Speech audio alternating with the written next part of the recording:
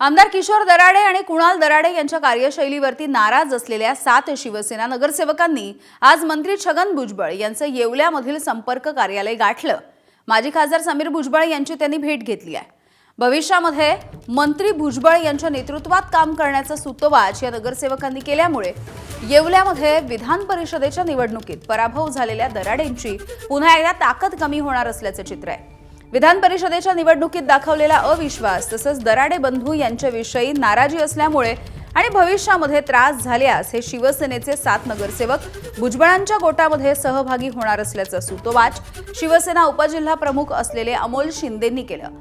तर महायुती म्हणून आम्ही एकत्र आहोत, शहराच्या सर्वांगीण विकासासाठी सर्वांना महायुती म्हणून सोबत घेऊन पुढे चालणार, अशी प्रतिक्रिया समीर भुजबळ यांनी दिली।